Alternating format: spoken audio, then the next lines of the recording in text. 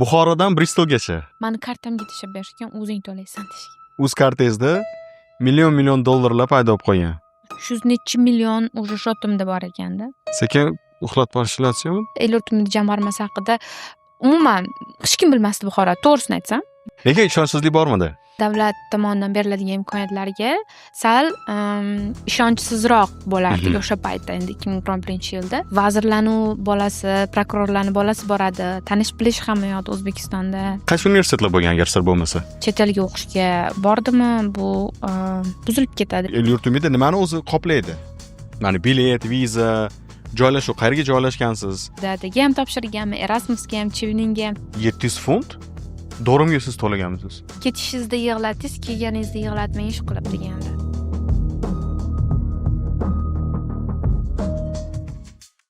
Hammaga assalomu alaykum. Hayot Talks'ning navbatdagi soni va bugungi mehmonimiz Orzugul G'oyibova. Orzugul, assalomu alaykum, xush kelibsiz. Assalomu alaykum. Rahmat kattakon taklif uchun.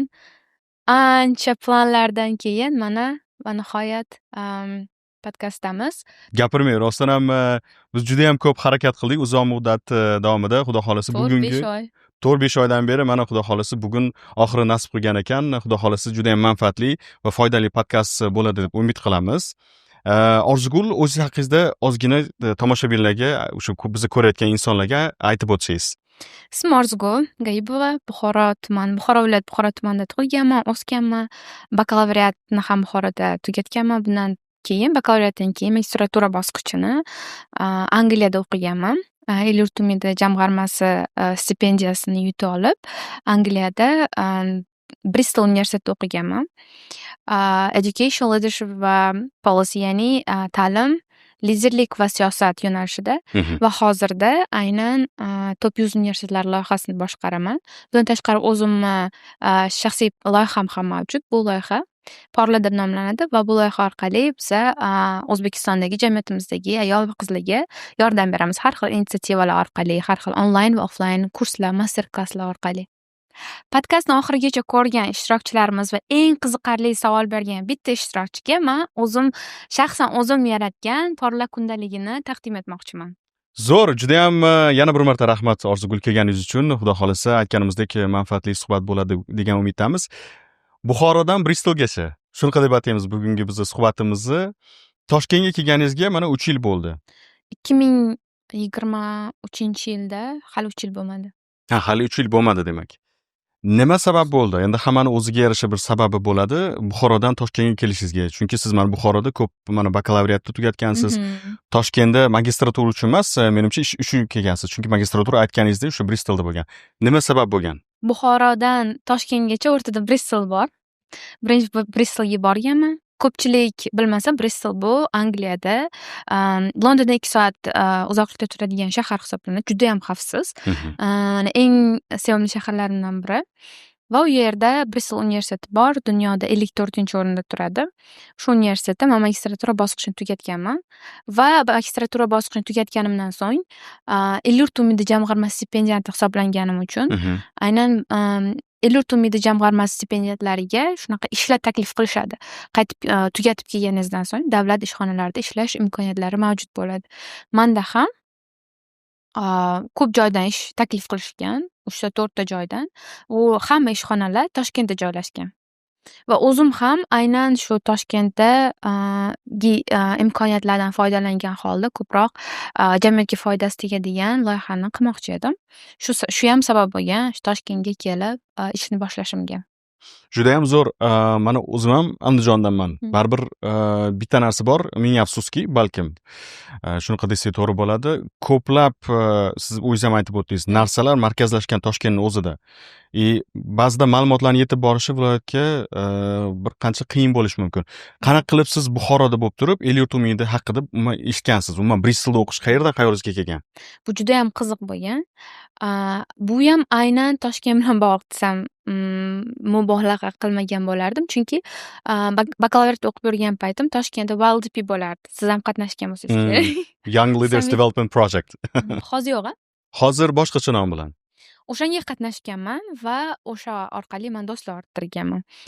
Endi social mediada do'stlar bo'lardi va ularni har xil davlatlarga borib, mana Dilbar Timurlarni yoki boshqa o'rtoq Sevara, Deadani yutganlar, o'shalarni ko'rganman va aynan ular mana shunaqa grant borligi yoki umuman chet elda bepul o'qish mumkinligi haqida ma'lumotga ega bo'lganman. Va shundan keyin so'rab ulardan bakalavriat tugatgandan keyin shu dadaga ham topshirganman, Erasmusga ham, Cheveningga ham topshirganman, lekin yiqilganman. Va aynan o'sha do'stlarim, ismlarini ham aytishim mumkin, Mirjalol aka Mirsabetov, ular menga rahmat kattakon. Salom yo'llab qolamiz. Ular menga Telegramdan yozganlar. Orziqul, siz chet elda o'qimoqchi edingiz. Mana bizada imkoniyat bor. El-yurt umidi jamg'armasi topshiring. Sirojiddin degan bola bor. Ular ketgan o'qishga. Men u payt Sirojiddin akani tanimasdim. Keyin Sirojiddin akani nomerlarini olganman, ularga yozganman Telegramdan. Va shu bilan aynan shu narsa mana VLDP sababchi bo'lib, endi VLDP orqali ko'plab do'stlar orttirganmiz va o'sha networking anaqasida bu ham foydasi qarang. Networking orqali men El-yurt umidi jamg'armasi haqida bilganman. Lekin men o'sha payt topshirganimda El-yurt umidi jamg'armasi haqida umuman hech kim bilmasdi Buxoro, to'g'risini aytsam. Buxorodagi kursdoshlarim, do'stlarim hali bilishmasdi u haqida. Juda ham zo'r. Demak, siz juda ham zo'r narsalarni aytdingiz. Haqiqatda u yerdagi ijtimoiy tarmoqlardan unumli foydalanish, o'sha ijtimoiy sohadagi bo'lgan loyihalarga qatnashish va uni orqasidan networking. To'g'ri ma'nodagi tanish bilishni orttirish va ular orqali mana shu ma'lumotni olgansiz va birinchilardan bo'lib El-yurt umidini mana sohibasiga aylangansiz. Juda ham zo'r. U nechinchi yillar edi? El-yurt umidimi? El-yurt umidiga o'sha 21. 2021-yilda. Demak, 2020 shu endi 2021-yilga qaytamiz. Qanaqa bo'lgani? Mana siz Mirjaloldan SMS oldingiz va u yog'i qanaqa ketdi keyin? El-yurt umidini o'zingiz research qildingizmi? Umuman protsess haqida aytadigan bo'lsam, 2021-yil iyun oyida men u payt уже 2 yildan buyon universitetga topshirib yurgan, grantlarga topshirib yurgan, Fulbrightda to intervyu bosqichigacha borgan odamman. Ya'ni essay yozish yoki universitetga topshirish qiyin bo'lmagan. Va o'sha paytda 2021-yil iyunda menda 5 ta universitetdan allaqachon offerlar bo'lgan. Shulardan biri Bristol, yo'q, grantsiz. 3 tasi UK dan, 2 tasi US dan bo'lgan. Qaysi universitetlar bo'lgan agar sir bo'lmasa? Sir emas, UK dan Bristol, Warwick University, if you know, keyin King's College. Juda ham zo'r universitetlar. Shu hammasi top 300 talikka kirardi menimcha, hozir ham kirsa kerak. Va men aynan Bristolni tanlaganman, chunki sohasi menga yaqinroq bo'lgani uchun. O'sha paytda endi acceptance letterlar bor, menga Mirjalolga yubordilar. Birinchi marta ishonmadim. O'qib chiqdim o'zbek tilida. Endi unaqa o'zbek tili, masalan, bilmadim, grant haqida o'zbek hukumati tomonidan, davlat tomonidan bu narsa sal bilmasam like weird tuyuldi, g'alatiroq tuyuldi. Lekin ishonchsizlik bormidi? To'g'risini aytsam, o'sha payti ham. Ya'ni masalan, meni oilamdagilar davlat ishlashmagan va bizda aynan davlat tomonidan beriladigan imkoniyatlarga sal ishonchsizroq bo'lardik o'sha paytda, endi 2021-yilda. Va o'sha paytda ham men atrofimdagilarga aytganimda, bunga faqat mana vazirlarning bolasi, prokurorlarning bolasi boradi, tanish bilish hamma yoqda O'zbekistonda. Bo'lmaydi baribir. Topshirib ham o'tirma deyishgan. Shu bilan men bir 2 haftacha o'ylanib yurganman, topshiraymi, topshirmayman deb. O'qib chiqyapman, hamma narsa o'zbek tilida, ba'zi bir tushunarsiz joylar bor. Hattoki inshoni ham o'zbek tilida yozishni so'rashyapti. Keyin Mirjalol aka yana yozdilar. Yozdingizmi, topshirdingizmi deb. O'sha payt Mirjalol aka o'zlari Londonda edilar menimcha. Keyin men aytdim, yo'q, hali bo'ling, nima qildingiz? Mana Sirojiddin allaqachon Edinburgda o'qib yuribdi deb. Keyin men hujjatlarimni tayyorladim. Keyin shu bilan o'sha topshirdim, topshiradigan sayti bor edi. Topshirdim. U yoqda submit tugmasi yo'q edi endi. Diplomlar so'ralgan, acceptance letter so'ralgan. Qanaqa hujjatlar kerak edi aytgancha? O'sha paytda bizada, endi hozir ham manimcha man davlat boshqaruviga topshirganim uchun 2 yil experience so'ralgan. Ya'ni Siz o'sha paytda bormidi tajriba, ish tajribasi? 2 yil o'qishni bakalavriat tugatganman. 2 yil davomida men yiqildim dedim, ko'p grantlardan. Qayerda ishlagan edingiz? O'sha paytda maktabda ishlaganman va bir vaqtni o'zida o'zimni kichik uchebni sentrim bo'lgan, ingliz tilidan dars bergan. Demak, Buxoroni o'zida qaysidir bir maktabda ingliz tilidan dars bergansiz va bundan tashqari o'zingizni o'quv markazingiz bo'lgan Buxoroni o'zida. O'sha paytda. Juda ham ajoyib. Bakalavriat qaysi yo'nalishda edi? Filologiya, ingliz tili. Ingliz tili filologiyasi. Adashmasam Buxoro davlat universitetini. Universiteti. Shunaqa. Va shundan keyin diplomni so'rashgan, experience so'rashgan. Experience'da, ya'ni tajribada man direktordan recommendation letter olganman, mana shu yerda ishladi deb. Va endi hamma dokumentlarni upload qilish kerak. Upload qilganman u yoqda, lekin submit tugmasi yo'q. Bilmaganman upload bo'ldimi yoki yo'qmi. Keyin u yoqda Elyurt umidi jamg'armasini chiqish qo'ng'iroqlari bor edi. Telefon qilganman, endi olishmagan, endi ko'p telefon bo'ladi yo'lda. Telefon qilib, axiri tushib so'raganman. Mana shunaqa bo'ldi, nima bo'ldi desa, bo'ldi, topshirdingiz degani bu, endi kuting deyishgan. Juda ham ajoyib. Submit tugmasi yo'q, faqat telefon orqali bilish mumkin bo'lgan. Shunaqa bo'lgan. Endi o'sha paytda bilsangiz, bundan oldin Umid bo'lgan. Umid jamg'armasi.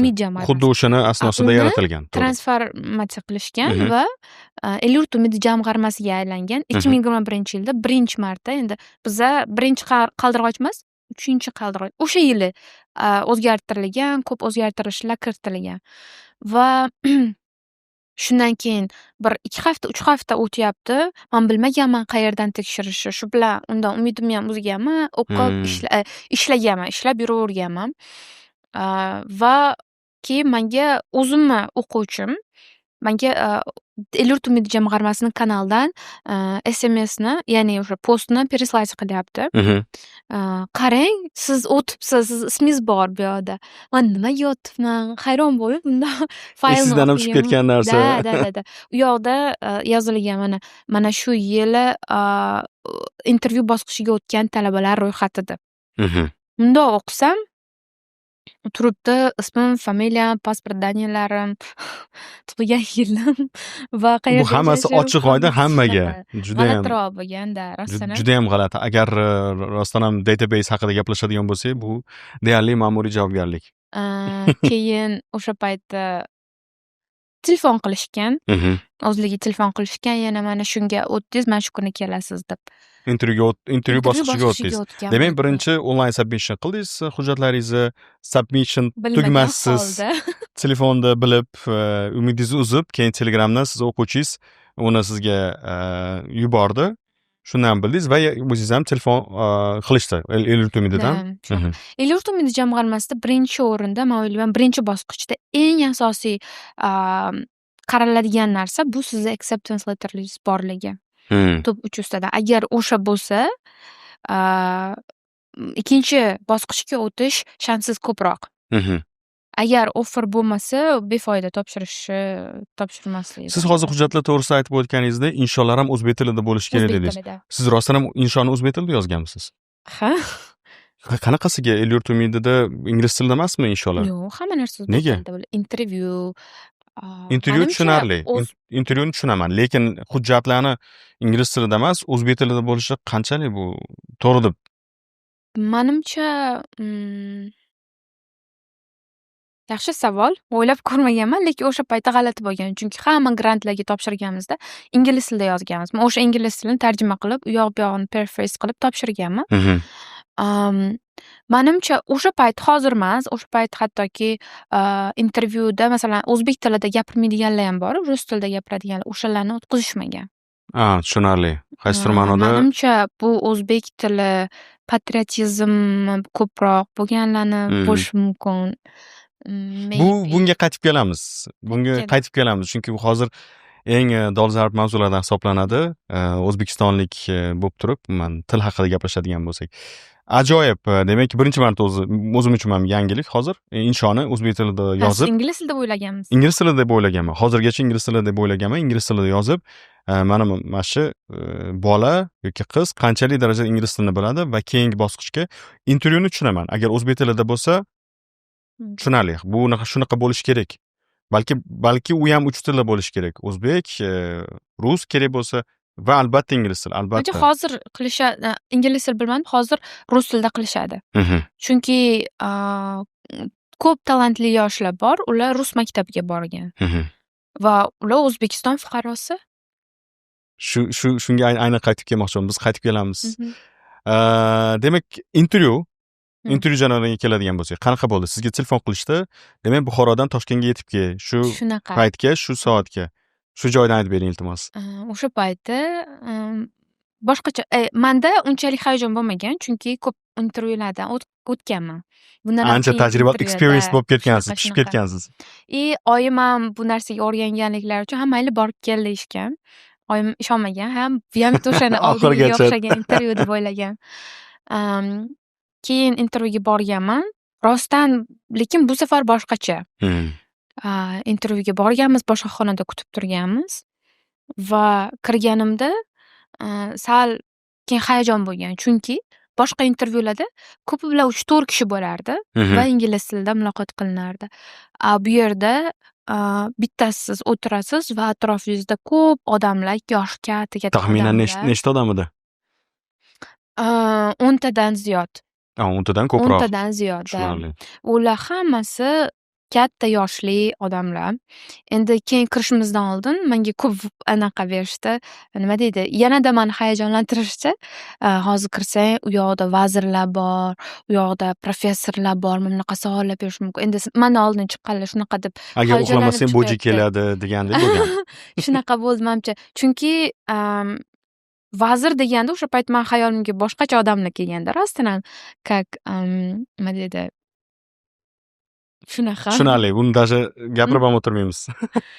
Hayajonlanganman. Endi vazir deyishgan. Keyin o'zim ham vazirlikda ishladim, to'g'risini aytsam, unaqa qo'rqinchli joy emas ekan. Vazir sinonim jallod. O'sha payt shunaqa o'ylaganman, "Vau, nima bo'lsa ekan" deb. Kirganimdan keyin Adham Sharipovich, ularni tanirdim oldindan. To'g'rida o'tirgan ekanlar. Kirganimda mendan oldin kirgan bolani, endi o'quvchini ular hisob-kitobini, ya'ni o'sha ballarni hisob-kitob qilishyapti. Muhokamasida ketayotgan bo'lgan. Muhokamasi. Meni kiritishgan o'sha paytda.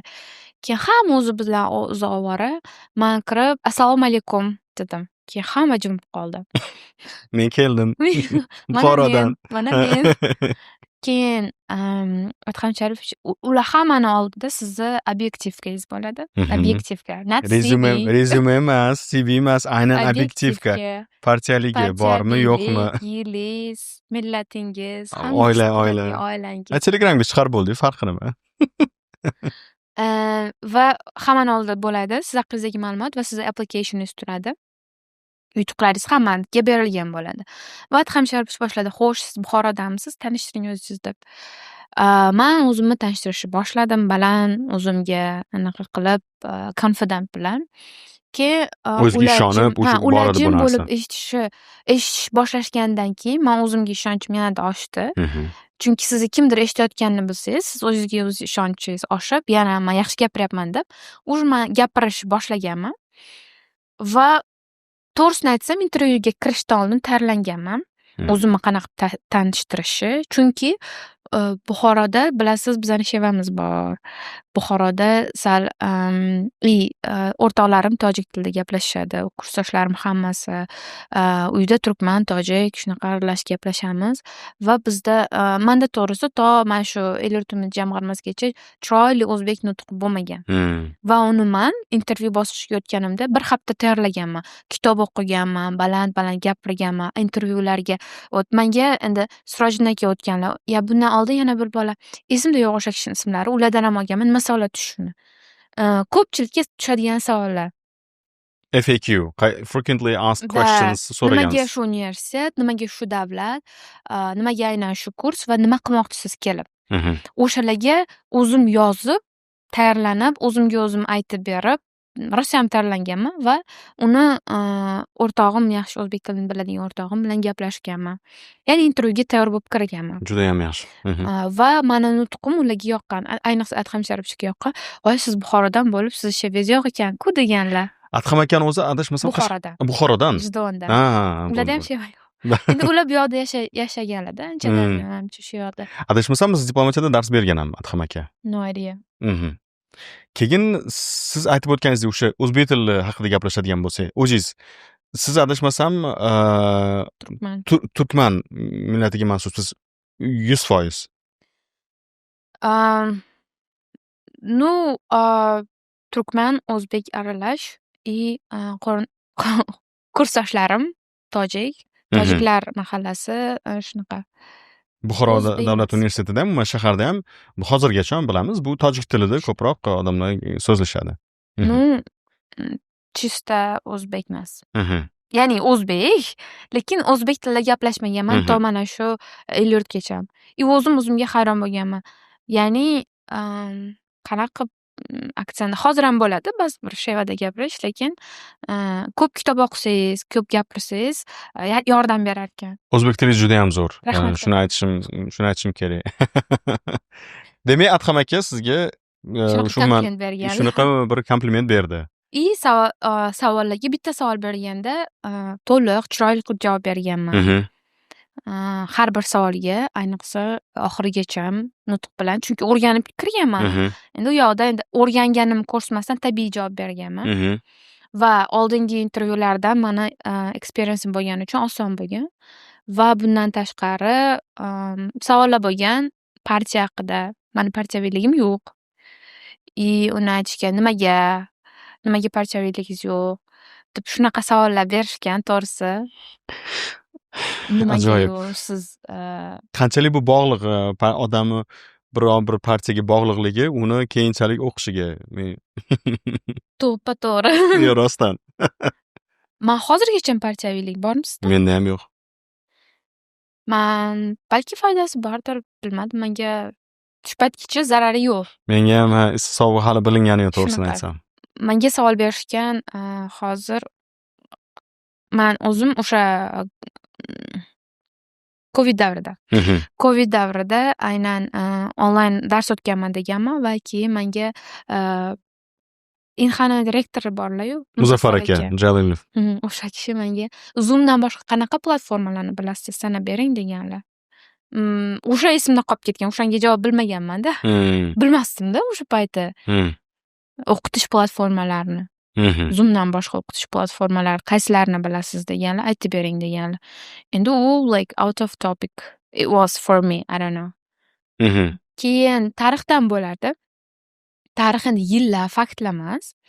O'zi mundoq kirsangiz, intervyu bosqichiga tushadigan savollar ro'yxati bor. Veb-sayti bordi. O'zi ko'rsatib berilgan u narsa o'sha paytda. Hozir ham bo'lishi mumkin. Men ularni olib har biriga savol-javob o'zim tayyorlab o'rganganman. O'zbekiston tarixi haqida, Qo'qon xonligi, Buxoro amirligi, hammasi mana shular haqida. Va menda o'zim Buxorodan bo'lganim uchun Buxoro haqida so'rashgan. Endi bunaqa tarix haqida Chuqurlashib ketmagan. Qanaqa savol edi? Juda ham qiziq. Zo'r savol bo'lgan. Buxoroni shunaqa ta'riflangki, Buxoro haqida bilmaydigan odam o'shaga borgisi kelsin. Yo'q, bu yaxshi savol.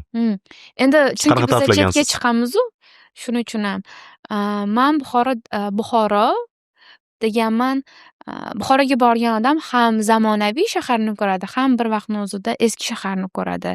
Ya'ni bu Buxoro ikkalasini birlashtirgan shahar deganman. O'zi juda ham kichkina bo'lishiga qaramasdan, har ikkalasini birlashtirgan shahar deganman. Chunki ko'p historical o'zi ko'p chetga chiqsangiz ham, masalan, O'zbekistonni bilishmasa ham Samarqand, Buxoroni bilishadi. Albatta. Bundan tashqari bu Buxoro biz juda ham nima desa bo'ladi, faxrlanadigan joylarimizdan bittasi. UNESCOga kiritilgan bekorga o'sha osmon tagidagi ochiq muzey shahar emas. Menga masalan shaxsan juda ham yoqadi Buxoro. Rahmat. Arziydi. Buxoro osh sofi. Yegamiz? Oshi haqida ozgina muhokamalar bor. Endi andijonlik bo'lganim uchun men u narsani osh sofi juda ham shirin, juda ham zo'r osh, lekin Andijon oshi baribir. Endi в вкусах не спорят deydi-yu ruschada. Shuning uchun Andijon oshi baribir namrbon bo'lib qoladi. Zo'r. O'sha paytga qaytadigan bo'lsak, chiqqanman intervyudan. Yana bitta psixologik savol berganlar. Yig'latadigan savol bo'lgan. Endi menga shunaqa bo'lgan. Am, Endi bunaqa savol berish qanchalik to'g'ri bilmadim-u. Ushalmagan orzungizni ayting deganlar. Endi har kimda personal Bekorga 10 ta odam o'tirmagan ekanda. Keyin menda shunaqa bo'lgan. Endi esimga kelib ketgan ba'zi bir narsalar va yig'lamoqchi bo'lganman, aytib bermoqchi bo'lgan paytim yig'lamoqchi bo'lganman va o'sha payti Adham Sharipovich menga qarab yig'lamoqchi bo'lgan. Mundoq ko'zlari to'lishib kelgan. Endi bilmadim nimaga. Keyin chiqib ketayotgan paytim professor ismlari esimda yo'q. Professor aytganlar, o'sha tarix haqida savol bergan professor, ketishingizda yig'ladingiz, kelganingizda yig'latmang ish qilib deganlar. Ammo o'sha sezganman, okey. Yoror aytib chiqarib yuborishgan ekan I made xonadan. You made it girl deganman. Yana bitta qaytarib yuboring, qanaqa degan? Ketishingizda yig'latdingiz, kelganingizda yig'latmang yana deganlar. O'sha joyda o'zida deb qo'yish kerak. Chiqib ketayotgan paytim. Yeah. Ozgina aniq qilib qo'ygan ekan, disclaimer berib qo'ygan ekan, brat. Intervyudan zo'r ball olganman.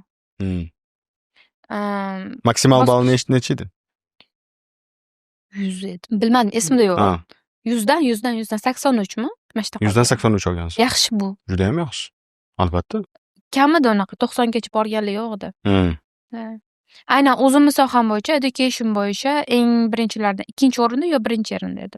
Juda ham zo'r. O'sha paytda o'zi topshirgan odamlar ko'pmidi? Ko'p edi. Aynan education sohasiga. Ta'limga har doim ko'p odam. Hamma ta'lim, hamma ta'lim bilan international relations. Nonini topish qiyin bo'lgan odamlarda. O'zi bilmaydi nimaga o'qimoqchi international relations. I mean like, okay. Men o'qiganman international relations nima deyapsiz? Unaqa demanglar. Sizga havas qilib yoshlar tanlashadi. Intervyudan chiqdingiz. Keyin nima bo'ldi? Intervyudan chiqqanimdan keyin javoblar chiqdi. Qanchada chiqdi? Endi o'zim kanalni tekshirib turadigan bo'ldim. Qanchada chiqdi javoblar? 2 haftachalab bo'ldi menimcha. 2 haftachani ichida chiqib, qarasam o'tganman. Telefon qilishdi yana, keling hujjatlaringizni tayyorlang deb. Shu bilan hujjatlarimni tayyorlaganman. O'zi ham o'tganimdan keyin juda ham ko'p Toshkent, Buxoro bo'lgan. Chunki support letter kerak bo'lgan ishxonadan, qaytib kelib ishlaydigan joyingizda men kafil bo'laman degan. Uni olganman. Undan keyin menga aytishgan, oila a'zolaringni olib kel, mayli o'sha payt birga aytmaysizmi? To есть men Buxorodan bitta qilib aytinglar, iltimos, Buxoro Toshkentga borib keldim. Hatto qanaqadir tutorial qilish kerakdir. Demak, o'sha paytda tizimli yondashuv bo'lmagan. O'sha paytda unaqa bo'lmagan. Keyin borib qaytib ish qilib hamma hujjatlarimni tayyorlaganimdan keyin qayerdasan Angliya deb ketganman. To'xtang, viza olish jarayoni qanaqa bo'lgan? Viza oson bo'lgan. O'zim topshirmaganman. Ular topshirgan. Yo'q, menga agentlik yordam bergan, agentlik. Siz ular bilasiz. SIUK. SIUK. Bahodir akalar yordam bergan. Siz shunchaki ularga chiqamisiz? Yordam beringlar deb yoki o'zlari topgan bo'ladi? Dostonbek Nuraliyev orqali uni ham taniysiz. Men bilmaganman-da qanaqa topshirishni. Kim aytganman, qanaqa bunaqa bo'ladi desam, mana men shularga murojaat qiling, sizga yordam beradi deganlar, bepul yordam berganlar. Doston sizga bepul Doston maslahat bergan, keyin agentlik sizga o'sha Study UK yordam berishgan. Chunki undan oldin o'zim aytdim, o'zim tayyorlanib yurdim deb va University of East Anglia degan universitet bor, bilasizmi? East Angliyada. O'sha universitetga scholarship olganim 30%lik. O'zim ketmoqchi edim, o'zimcha. U yoqda borib, ishlab, to'layman deb o'ylagandim va topshirganman, rejection olganman. Ikkinchi marta sal ehtiyotkor bo'lib, bir agentlik orqali topshirishga qaror qildim. Vizaga aynan. Bu qaysi muddat bo'ldi? Men o'zim mana siz prioritiga topshirganmiz. Test Chunki juda ham kech qolganman. Mana qarang, 54 javobi 1-oktyabrda chiqyapti. Mana darslarim 27-sentyabrda boshlangan. Men juda ham kech qolib ketganman. Nega Elyor Tumindi u narsani hisobini olmagan? Elyor Tumindi jamg'armasi menimcha o'sha bizani kohortda ko'pchilik topshirganlar yanvar termga. January termga. Man kirgan va tanlagan Bristolni oxirigacha tanladim. Men shunga boraman dedim. Bristol universitetiga mani aynan kursim yanvarda yo'q ekan, faqat sentyabrda bo'lar ekan. Yilda 2 marta emas ekan, faqat sentyabrda bo'lar ekan. Shuning uchun ham ulardan so'radim, defer qilishi, yo'q deyishdi. Keyingi yilga keyingi yilga qoldirishi mumkin deyishdi. Va lekin Ellerton jamg'armasi sizni keyingi yilga olish uchun qaytadan topshirasiz. Ya'ni siz masalan 2020-yil oldim, to'g'rimi? Oktyabr oyida. Man universitetim rozi bo'ldi defer qilishga. Ellerton jamg'armasi aytdiki, 2022-yil uchun alohida topshirasiz. I mean it is how it is. Lekin baribir Bristolga topshiraman degan insonni ular bilish kerak edi. O'qishi sentyabrda boshlanadi, shuning uchun ham natijalarni tezroq berish kerak. Voy, sizniki shu yilmi hali deb. Viza masalasi ham bor-ku u yerda. Ular priority bo'ldi, viza ish qilib olindi, viza hammasi 3 kunda chiqdi. Xursand bo'ldingizmi olganingizdan? Ellertonda chiqdi deganda telefon qilib aytishganmi, qanaqa bo'lgan? Yo emailga kelganmi? Email. To'g'ri. Email, Telegramga hammani ma'lumotlarni tarqatadiganlardan. Telegramda chiqqan. Mana hamma tabriklagan o'sha paytda. Endi hamma mahalladagilar. Yo'q, mahalla emas. Prosta bunaqa paytda men ko'proq sekretni qilishni xohlagandim, lekin уже hammaga tarqalib bo'lgan u narsa. Boysan, men bu yerda turibsan, men bu yerda isming, familiyang deb ish qilibda shunaqa bo'lgan. Va viza chiqqan, 3 kunda chiqqan, kechikib, universitet bilan muammo bo'lgan. Universitet уже darslar boshlangan. Men depozit bermaganman. Depozit yo'q. 1-oktyabrda yo'q, bilmaganman-da, Ellerton yutamanmi yo'qmi deb. Yutmasam depozit berib men pulim sarflagan bo'lardim. Va 1-oktyabrda javob chiqyapti. 3 kun kechikkanman, darslar boshlangan. Agar 27-sentyabr bo'lsa, u avgustda уже depozit qilish kerak edi. Men universitetga yozyapman. Universitet reject qildi. Yo'q, olmaymiz dedi. Biz уже darslarni boshladik dedi. Keyin men bilasizmi universitetga nima dedim? Veb-saytni o'ziga kirdim. O'sha Makit Schoolni direktori bor. Endi hammani email bo'ladi-yu. Yaxshi bir hackni aytib ketaman, tipni. Agar aynan universitet o'zingiz maktabingiz bilan gaplashmoqchi bo'lsangiz, aynan qanaqadir muammo, financial aid bo'lishi mumkin yoki qanaqadir boshqa muammo orqali bo'lsa, o'sha aynan direktorga qo'rqmasdan yozishni maslahat berardim, email. Ular tushunadi. Va men direktorga roman yozganman. Men aytganman, chunki mamlakatda Ellerton yutyapman, endi bunisi hal bo'lmayapti. Like it's like kinda bunisi hal bo'lib, bunisi aytaman, nimaga men arqonni ikki tomoni bo'ldi. Hamma o'z tomoniga tortishni boshladi. Shunaqa. Men yozyapman, men bu orzuyim edi, men Ellertonda men buyutdim, hammasi qoplab beriladi. Men o'zim qiz bolam, endi ularda ko'pincha agar qiz bola low income familydan kelgan bo'lsa, barcha opportunitylarni boricha anaqa qilib foydalanib, shu yutuqlarga yetgan odamlarni ular yaxshi ko'rishadi. Umuman menimcha hamma joyda yaxshi ko'rishadi endi. Hamma joyda to'g'ri. Menimcha oshiqcha. Hamma narsani aytganman, Ellerton jamg'armasidanman, olganman, grant yutu degan support letterni ularga yuborganman. Shu bilan o'sha kunni juma kun bo'lgan, yana 2 kun kutishimga to'g'ri kelgan. Endi ular ishlamaydi, shanba, yakshanba. Dushanba kuni menga yozishgan. Ko'rdik seni passioningni, sen juda ham xohlayotganing ko'rdik. Senga imkon beramiz, lekin shu kunni o'zida sen depozit qilib, CAS number bor, CAS deydimi? Shu number beradi sizga. O'sha numberni olgin deyishgan. Usiz siz vizaga topshira olmaysiz. Men uni olganman, keyin vizaga topshirganman. Chaq bo'lgan. Demak, u ham bitta bosh oldi. Bir ajoyib bir adventure bo'lgan ekan. Onlayn darslarni boshlab turganman. Onlayn endi ularni darsi o'zingizni anaqangiz bo'ladi, yo'qda profilingiz bo'ladi. Men uni tushunmayman, qanaqa kiraman, nima qilaman. O'z darsga kech qolganman. Keyin men o'zim menga emailimga Teams link jo'natilyapti. Teamsni ishlatmaganman biron marta. Kiryapman, u yoqda group session ketyapti, bolalar tam обсуждение, nimalarni bular judayam kechikib borganman. Oktyabrni 27-oktyabrda borganman. 27-oktyabrda borgansiz shu oxiri. Bir oyga kech qolib borgansiz. Baribir xuddiki rus tilida aytadi-yu, belaya varona, oq qarg'a bo'lib tushgansiz. U yerga hech narsani bilmaysiz. Hech narsani tushunmayman. Eng yomoni borgan paytim COVID bo'lib qolganman. Undan keyin yana 2 hafta chiqmadim. Darsga umuman fresh darsga manimcha 20-noyabrdan keyin chiqqanman. 2 oy kech qolib shunda. Shunaqa. Hammasi bu paytgacha onlayn bo'lgan. Onlaynni qolib ketganda Tushunganmisiz onlayn bo'lgan payt? Kinda. So. Lekin universitetimni juda ham yaxshi ko'raman. Nimasini u yoqda qolib ketgan darslaringizni study center degan anaqasi bo'lardi. Men o'shalar bilan book session qilib, borib offline onlayn tayyorlangan. Yetkazib olgansiz xullas. Endi shunaqa desa ham bo'ladi. Mhm. Da, lekin birinchi term juda ham raso bo'lgan to'g'risini Juda qiyin bo'lganda. qiyin tushunmayman. O'zi o'qish muddati qancha? Oktyabrdan? Sentyabr 27sidan dekabr birinchi session, birinchi term bu. birinchi termda. Chunki magistratura UKda 1 yillik hisoblanadi. Birinchi term juda ham anaqa Christmasdan oldin tugatiladi hammasi. Tushunmagunizcha hali va ancha vaqt ketgan. Mana shunaqa bo'lgan. O'zi COVID bo'lganman, tim bo'lay. COVID bo'lganman. Chiqarishmagan. COVID bo'lganingiz qayerdan bilgansiz? Endi masalan borgan payti, o'sha payti bilsangiz test topshirasiz. PCR test. Bu majburiy edi. Men uni topshirib, через pochta yuborganimdan keyin menga sразу telefon qilishdi. NHS. I think National Healthcare System eng yomon narsa UKdagi, to'g'risini aytsam, bizda даже poliklinikada yaxshiroq ishlaydi ulardan ko'ra. To'g'risi.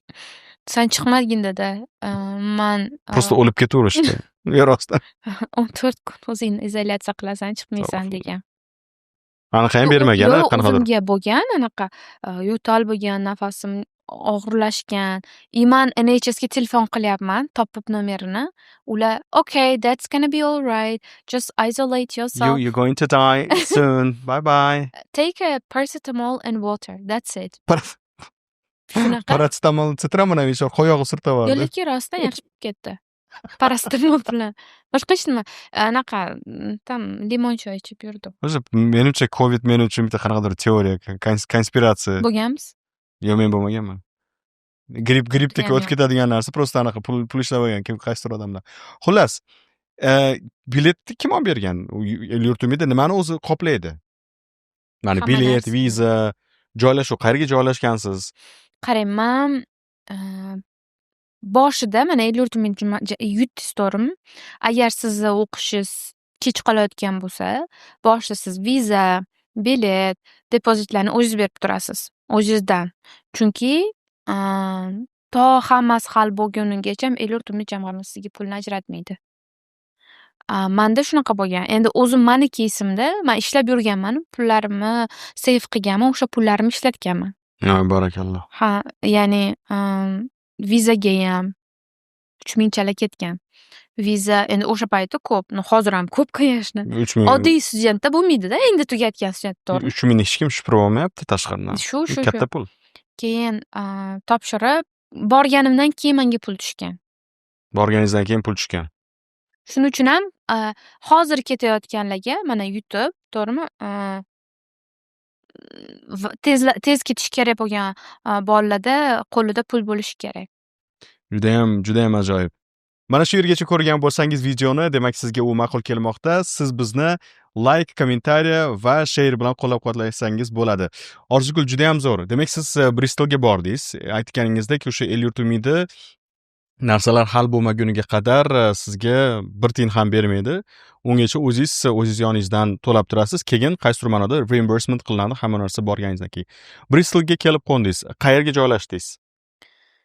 Juda ham adventurous bo'lgan.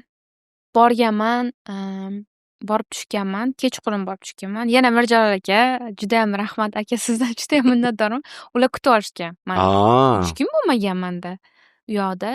Menimcha mana shu narsani ham o'ylash kerak, ya'ni o'sha el-yurtimizda jamg'armasining koordinatorlari har bir davlatda bo'lsa, kelgan o'quvchilarni o'zlari kutib olib, universitetga yetib qo'yib, yaxshi-ku bunaqa servis, to'g'rimi? Yoki хотя бы elchixonadanmi?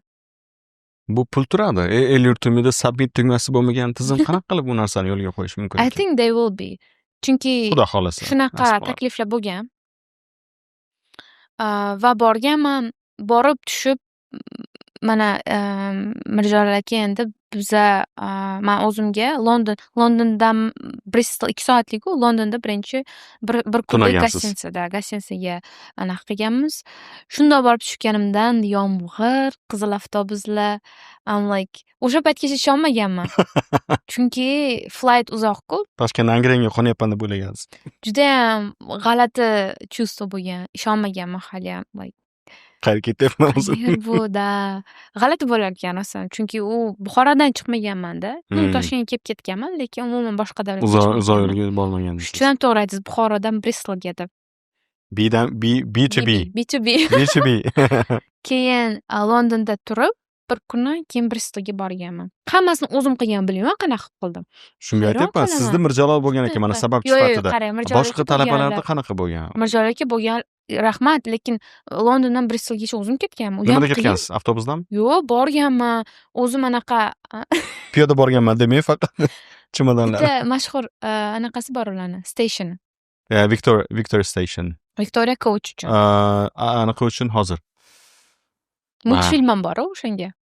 Ayiqchan multfilmi. Hozir. Nima edi?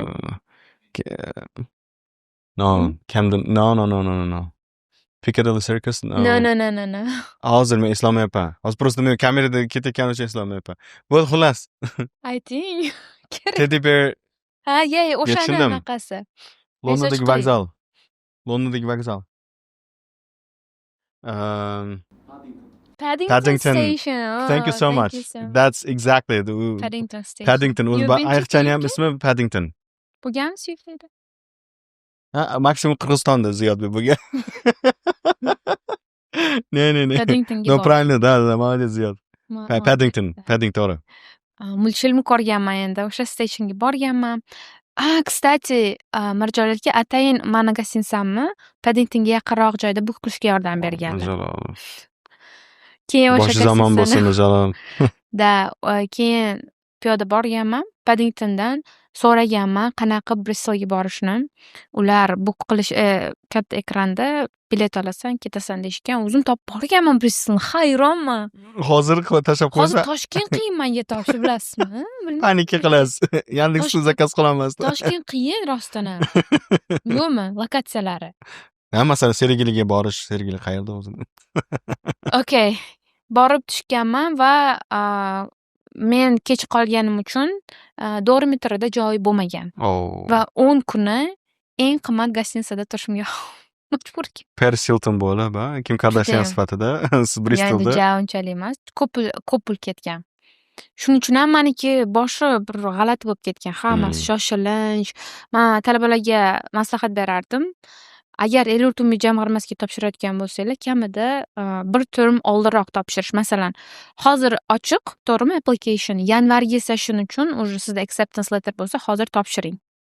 Sentyabr uchun baribir ham shoshilinch, javoblar kech chiqishi mumkin, universitetga kech qolishingiz mumkin, darslardan kech qolib ketasiz. Dorim уже qolmaydi. Dorimga odamlar mana 2000 masalan sentyabr uchun dorimga уже yanvardan tayyorlash boshlashgan. Joy olib qo'yishadi. Qo'yishar ekanda. Qolmas ekan dorim. Dorim arzonroqda boshqanaqadan ko'ra. Shuning uchun shunaqa. Siz mana gostinitsada turdingiz 2 hafta. Qanaqa keyin joy topdingiz? 10 kun. Qanaqa joy topdingiz? Kvartiradan oldingizmi shunda joy? Yo'q, men o'zim International Students Officer bor. O'shanga ko'p telefon qilganman, joniga tegib, iltimos menga topib bermasangiz bo'lmaydi, men topa olmayapman deganman va o'sha payti bitta dorimda bitta xonadan o'sha o'quvchi chiqib ketgan. Bo'shagan. Bitta xona bo'shagan, o'shanga men sразу kiritishgan. Bu ham menda уже pul borligi uchun. Ya'ni men endi el-yurt tashlab bergan, men depozit oldindan qilib qo'yaman hammasini dedim. 1 yillik to'lab qo'yaman deganim uchun kiritishgan. Mayli, seniki san priority turasan. Pulingiz bor ekan deb. Shunaqa. El-yurt umidi nimalarni qoplaydi o'zi? Nimalarni qoplaydi? Qanaqa bu moliyaviy jarayonlar qanaqa kechadi? El-yurt umumiy jamg'armasi hamma narsani qoplaydi. Vizani. Viza.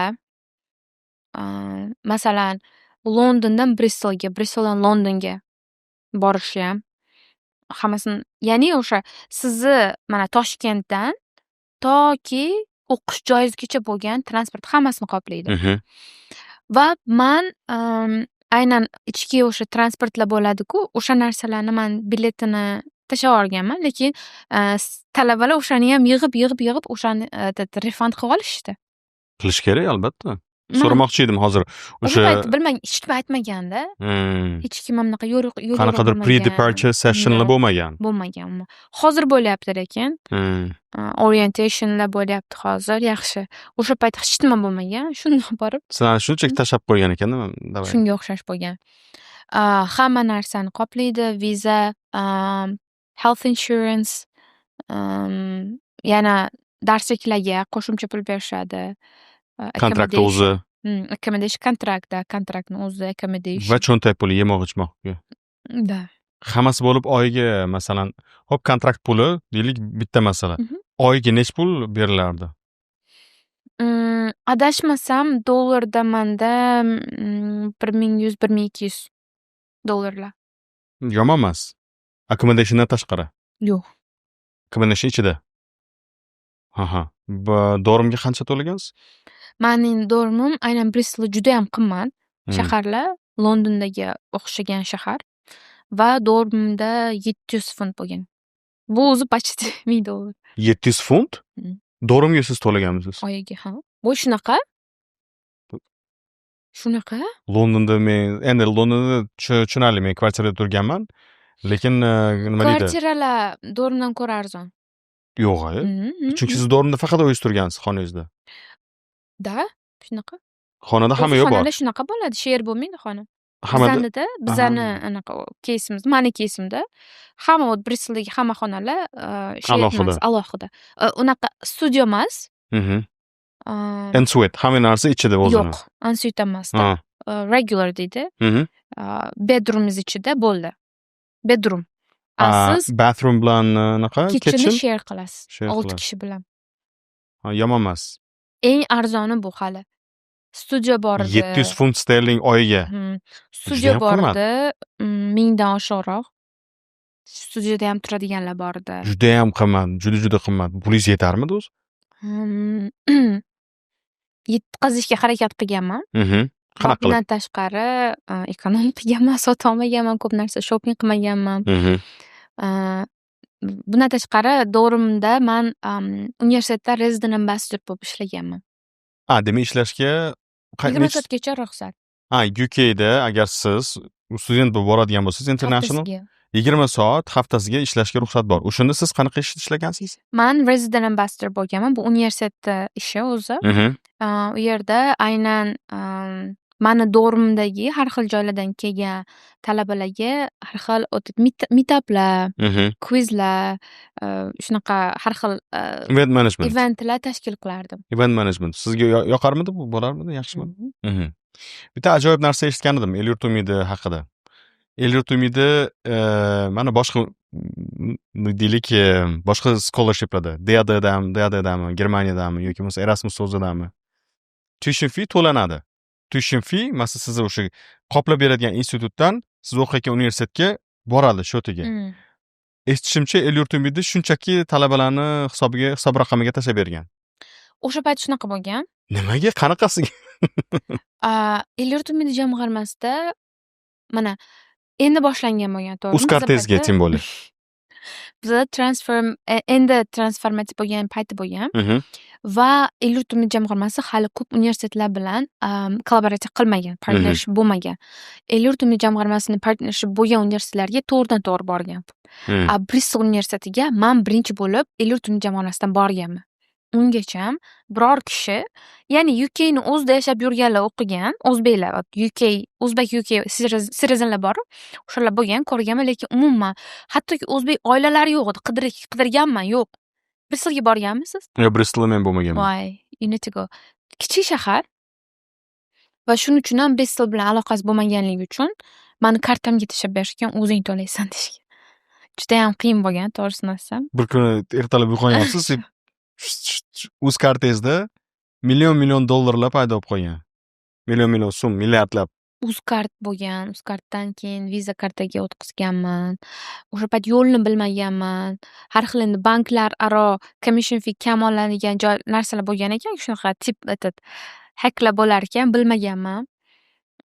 qiyin bo'lgan rostdan. Uni keyin universitetga o'tkazish uchun man Metrobank ochganman. Metrobankka bankdan borib, mana shuncha pul o'tkazmoqchiman desam, ular hayron bo'lishgan. Qayerda sendan buncha pul keldi? Ular Nech pul edi sir bo'lmasa? Nech pul edi? Funt sterlingda nech pul edi? Keyin so'mda nech pul oluvdingiz?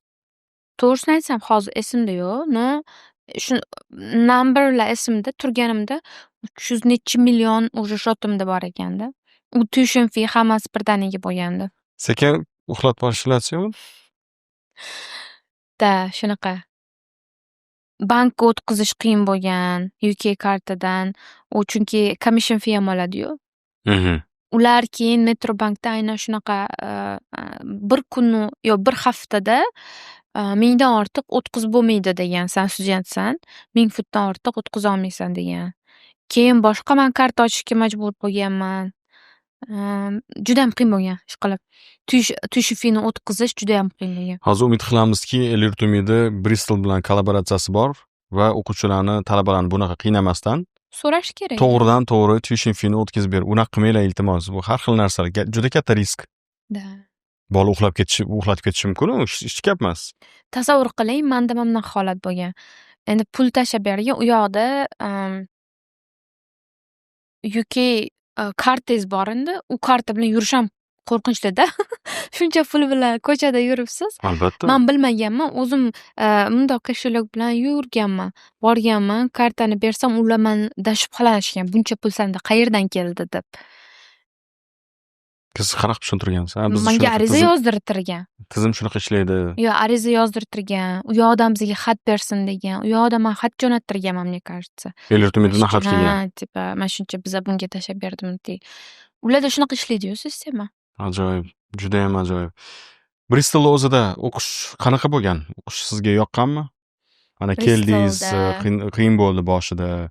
O'qishga kirishib ketish qiyin bo'ldi, onlayn bo'ldi. Keyin mana o'qishga keldingiz. Qanaqa bo'ldi? Keyin men ikkinchi semestr juda ham yaxshi bo'lgan. Juda ham men уже darslarni tushunishni boshlaganman. Nimani o'qiyotganimni tushunganman. Nimaga kelganingizni? Nimaga kelganimni. Ingliz tili qiyin bo'lmaganmi? Keyin passion boshlangan. Ingliz tili qiyin bo'lmagan. Birinchi turimda baribir ko'pchiligi qiyin bo'ladi-yu, chunki har doim o'zbek tili, tojik tili, rus birinchi tili. turimda qiyinroq bo'lgan. Tim более Bristolda o'zini aksenti bor edi.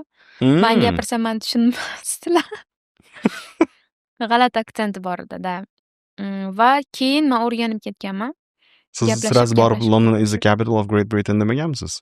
Shaqilashga harakat qilganman. Chunki men bilaman bu narsani deb inglizchani. Menga eng qiziq, hayratlanarli joyi, men o'qituvchim bilan, o'zim professorim, appointment book qilganman. Ya'ni u bilan ko'rishish uchun, dars muhokama qilish uchun borganimda, kel xonasiga kiritgan, qayerda eding degan. Keyin aytganman, I'm from Uzbekistan. Pakistan? Bu har doimgi anaqamiz bizni. Uzbekistan deganman. Afghanistan? Qayerda edi? Let me check my map degan. Wow. Yes. It's in Central Asia deganman. What is that deganman? Neighbor to Kazakhstan degan. Eng qiziqarli joyi, siz yana hayratlanasiz hozir. Qani? Bizani men o'qiyotgan universitetda professor bor edi, yangi professor, new professor. U qozoq. Oh. Bo'lashak orqali o'qigan. Oh. Endi qarang, men O'zbekistondan borgan birinchi student bo'lsam, endi hali magistraturani o'qiyapman. U professor уже. Chunki ular ko'psi Qozog'istonni biladi. Universitetimizda ham juda ham ko'p kishi Qozog'istonni ko'p bilishadi. Researchni o'qishadi u yoqda. Aynan education bo'yicha biz o'qiganmiz, case'larni o'qiganmiz. Qozog'istondan juda ham ko'p studentlar bor edi. Va menga aytishdi, o'sha bo'lashak sababli, xuddi o'sha Elliotga o'xshagan ularda ham stipendiya bor va bizadan ancha oldin, 20-30 yil oldin ular ko'p davlatlarga yuborish boshlagan. Shuning uchun ham shunaqa bo'lgan. Bu yaxshi, Qozog'istonni markazida yaxshi, lekin hayron qolgandim-da. Birorta o'zbekni topmaganman, lekin professor qozoq. Ekanligi gaplashganmisizlar? Ha. Meetup bo'lgan, Central Asian. Zo'r bo'lgan. Central Asian faqat ikkalangiz bo'lgansizlar, Qozog'istonlik va o'zbekistonlik. Qozoq bo'lgan, o'zbek bo'lgan. Da.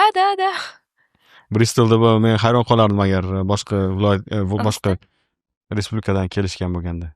Ajoyib. Umuman o'qishi o'zichi mana. O'qish haqida keyin o'sha ikkinchi semestrda уже ham kurslarni o'qiganmiz, ham dissertatsiyaga tayyorlashni boshlaganmiz. Judayam qiyin bo'lgan. 24 ga 7 kutubxonada qolganmiz. Hech nima xonamga kelsam kuniga 2 soat kelardim, kutubxonada yotib qolardik. Judayam zo'r kutubxonalarda sharoit. Dam oladigan joyi bor, divonlari bor, oshxonasi bor, hamma sharoit bor va 24 soat ishlaydi. Faqat o'qi. Faqat o'qi. Bo'ldi. Forma, paypo, galstuk, soqol, faqat o'qi. Pijamada borsiz ham. Pijama va yalang'och kelmasang bo'ldi. Faqatgina o'qi. Hamma narsa mana senga sharoit bor. Haqiqiy, ya'ni kutubxona yopildi, chiqib ketinglar emas. Eng zo'ri, shundoq borasiz, xohlagan soatingizda borasiz, hamma bolalar o'qiyapti-da. U narsani ko'rib, уже men nima qilyapman? Siz ham o'qigingiz kelib ketadi, albatta. Vijdoningiz qiynaladi-da, o'qimasangiz ham. Hamma El-yurtimga 300 million tashlab berdi-yu shu timga. Meni xalqim kutyapti. Meni Buxoro kutyapti. Yana bir eng menga yoqqan tarafi bu leksiyalar bo'lgan. Buxoro davlat universitetida ham leksiyalar bo'lgan, lekin ular monotonni, ya'ni biz leksiyasini eshitardik va konspekt. Faqat monolog bo'lardi bir tomondan. Da, yozardik. Agar kimdir nimadir qimillab qolsa, "Turt, nima dedim?" Turt, nima dedim? Qaytar. Soqoling nima bor? Galstuk. Nima yuping kalti, qoch, ket. U yerda Bristolda bizani profilimiz bo'lardi va hamma materiallar oldindan tashlab berilardi. Kitoblar, artikellar. Biza leksiyaga professorni eshitish uchun emas, biza muhokama qilish uchun borardik darsni. Juda ham zo'r bo'lgan. Endi u yerda qarang, dunyoning barcha joylaridan juda ham experienced, уже mastersini ikkinchi master qilayotganlar ham borda, juda ham hayratlisi. Menda endi birinchi master shunaqa geni odamlar bor, ular bilan muhokama qilish, ularning fikrini o'rganish, ularni o'sha experience'ini o'rganish juda ham zo'r edi.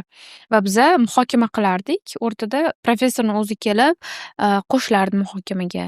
Yoki shunaqa joylar bo'lgan, professorga qarshi fikrlar aytilgan payti ham it's okay.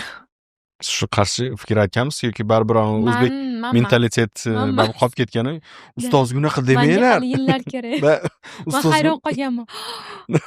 Voy tavba, ustoz otangdek ulug' degan-ku. Nimaga unaqa deding? Keyin menga yana anaqasi menga warning kelgan, kstati, yana bir universitetda chet elga o'qishga borayotgan studentlarga aytmoqchiman. Darsni, leksiyalarni videoga olish mumkin emas. Hattoki professorni ko'rsatmasdan bo'lsa ham ovozini olish ham mumkin emas. Yo'q.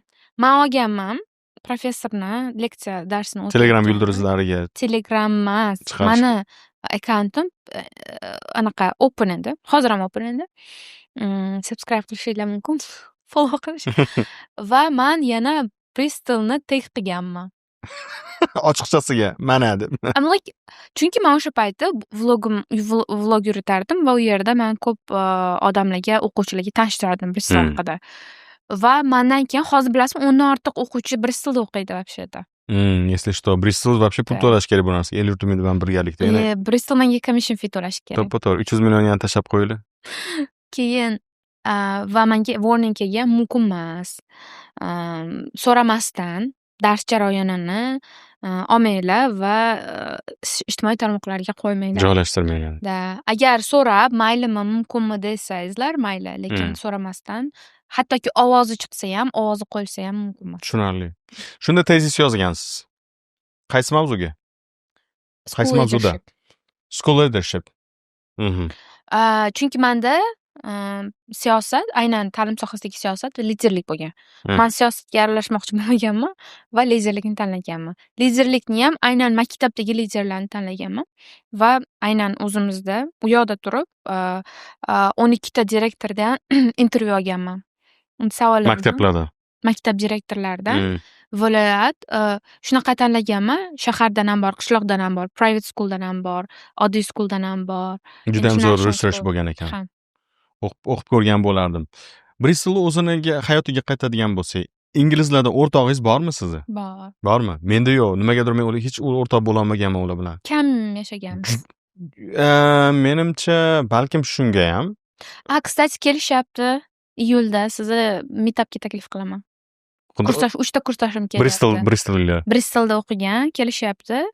Bittasi British, bittasi Spanish, bittasi Moldovan.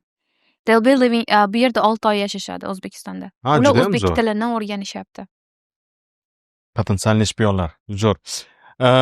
Qanaqa qilib mana Bristolda yashash qanaqa siz uchun mana inglizlar qanaqa bu insonlar, qanaqa odamlar, ular bilan chiqish bilan do'stona xalqmi qanaqa? Siz nima deb o'ylaysiz? Aynan Bristolda judayam do'stona. Londonda emas, faqat Londonda judayam faktik, u bir-birini odam tanimaydi, ko'p international odamlar bor. Bristolda haqiqiy men u yoqqa borib, haqiqiy British culture'ni his qilganman. Oddiy odamlar kiyinishi ham masalan, nima deysa, like simple, judayam do'stona, nimadir yordam kerak bo'lsa yoki kirib magazinlardan nimani so'raysiz, har doim yordam berishadi. И do'stlar orttirganman, aynan. Yana nima? Safe, judayam safe. Menga shunaqa bo'lgan.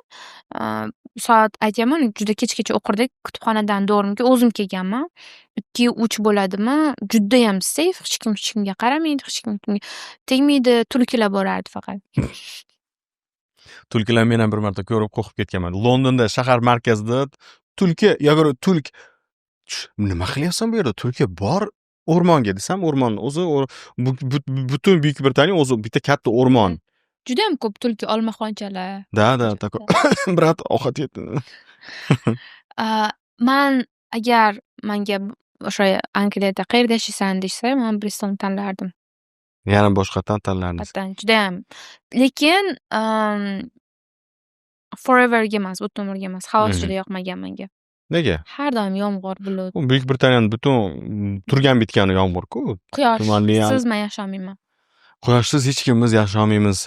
O'zbekistonliklarning haqiqiy gapi shu, rostdan ham. Bristolda mana o'qidingiz. Bristol yoqdi. Juda ham xavfsiz, juda ham zo'r shahar. Bitirdingiz. Endi nima bo'ldi? Bitirib, O'zbekistonga qaytdim. O'zbekistonga qaytganimdan keyin nima uchun O'zbekistonga qaytdingiz? Meni yaxshi ko'rgan savolim. Qaytib kelishim, vatanimga xizmat qilish uchun. Majburiyati bor edi. O'zim ham xohlaganman. Nega xohlagansiz qaytib kelish? To'g'risini aytsam, bilmadim. Ketishimdan oldin qaytib kelaman deb ketganman. Menda masalan qolib ketdi, shunaqa narsa bo'lmagan. Nimaga? Hamma bu juda katta yaxshi imkoniyat u qolib ketish. Qolib ketsam ham menimcha Angliyani tanimagan bo'lardim. Nega? I don't like England. Yaxshi ko'raman, lekin living uchun, yashash uchun emas. Xo'p, sababi nima uchun? Sababi nima? Birinchidan, juda ham qimmat shahar. Ikkinchidan, ish topish juda ham muammo. Oddiygina gostinitsada administratorga ishga kirish uchun ham siz necha oylab kutasiz. O'zingiz sohangizda ish topish umuman. Gapirmasa ham bo'laveradi. Uchinchidan, u yerda ishlab siz o'zingiz o'rningizni topmaysiz. Oddiy ishchi bo'lib qolaverasiz. Siz masalan, menda ko'proq social patriotizm degan narsa bor. Odamlarga yordam berishi va jamiyatda o'zim o'rnimni topish xohlaganman. Angliyada qolsam, unaqa narsa umuman bo'lmasdi. Hozir ham qaysidir nimadir corporate jobda ishlab yurgan bo'lardim, мне кажется. Lekin hozir ko'pmi, ozmi yoshlarga yordam beramiz loyihalarimiz orqali. Shu narsa ham bo'lgan.